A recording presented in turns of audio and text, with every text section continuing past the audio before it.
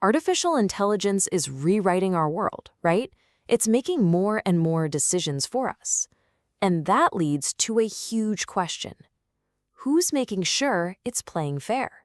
Well, it turns out there's a new kind of watchdog on the block for the AI age, the AI auditor. Okay, so let's just start with what can happen when AI goes horribly, horribly wrong. You're looking at a news story from The Guardian about a woman's tragic death. And right alongside it, a Microsoft AI tool decided to generate a poll asking people to speculate on the cause. I mean, it's just tasteless, it's damaging, and it's a perfect example of what happens when an automated system is running wild with zero human judgment. So you have to ask, right? How does a machine make a mistake that's just so ghastly? This wasn't some random glitch in the system. No, this points to something much, much deeper. It's about a fundamental lack of oversight in how these AI systems are built, how they're trained, and how they're just let loose on all of us. So that brings us to our first section, a shock to the system. Because this kind of unchecked automation, it really reveals a much bigger challenge. And here's the core dilemma with AI, right? It's this incredible double-edged sword. On one hand, the potential is just massive. We're talking about things like improving skin cancer diagnoses, bringing healthcare to places that need it most, and even making the hiring process fairer. But there's always a but. On the other side, the dangers are just as real. We've seen AI amplify bias against women in hiring, double down on discrimination in mortgage approvals, and even perpetuate bias in predicting crime. All right, section 2, promise and peril. So how in the world do we manage this thing? Okay, and this gets us to the really crucial point. That offensive poll, that biased hiring decision, that's just the symptom. The real problem, the root cause, is the invisible process happening behind the scenes. We're talking about the data it's trained on, the logic inside the algorithm, and how it's actually used in the real world. So if you want to fix the output, you have to start by making the process accountable. So how do we do that? How do we make the process accountable?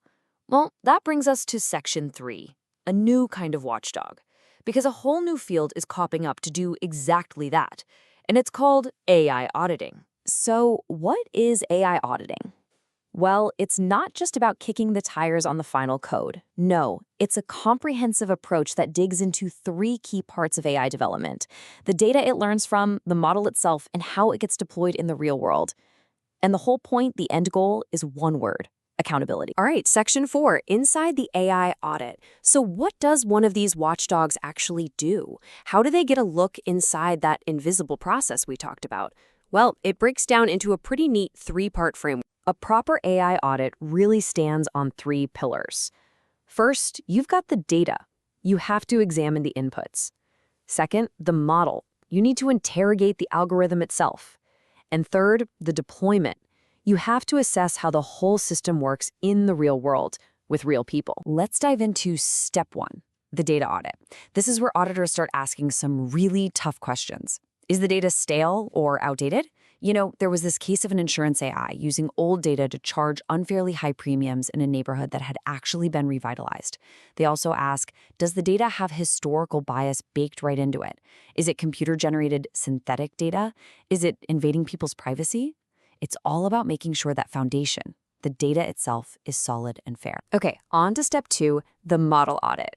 And this is so important. The focus here is on explainability, which is different from just transparency. You see, just dumping the source code online, that's usually useless. True explainability means you can actually justify the model's decisions in a way a person can understand. So auditors are looking for things like, is this model way more complex than it needs to be? Was it implemented honestly? And a huge one, does it make more mistakes for certain protected groups? That's a major red flag for bias. And finally, step 3 is the deployment audit. This is where the rubber really meets the road. It looks at the soft stuff, the people and the institutions using the AI. How is this model being updated and managed over time? Is it complying with existing laws, like from the FTC or the EEC? And what happens when things go wrong? Is there a plan for handling requests from regulators or even courts? This whole step is about making sure the AI is managed responsibly for its entire life. So that brings us to section 5, building a system of trust. Because individual audits are great, but they're even more powerful when they're part of a bigger system that we can all have confidence in. The ultimate goal here is to kickstart what you could call a virtuous cycle. Think about it. Trusted audits push companies to build safer AI. That, in turn, builds public trust, and that trust encourages even more responsible innovation. It's all about reining in the dangers while still letting the technology reach its incredible positive potential. Now, building a whole system like this might sound, well, impossible, but here's the thing, it's not. We've actually done this before. Just think about financial audits. We already have a whole trusted system of oversight for our financial markets. So we have a blueprint we can follow for AI. And here's how that model might actually look. Remember back in 2002, after a bunch of financial scandals, the Sarbanes-Oxley Act created the PCAOB to oversee financial auditors. The idea is that this body registers, reviews, and investigates the accounting firms. So the thinking is, we could do something similar for AI in the future. A government oversight body that certifies AI auditors, sets the standards, and enforces compliance. It's how you make sure the watchdogs themselves are being watched. But here's a fascinating twist in the story. Just as we're trying to figure out how to audit AI, the auditors are already using AI to get better at their jobs. Get this. Auditors are already using generative AI for all kinds of things.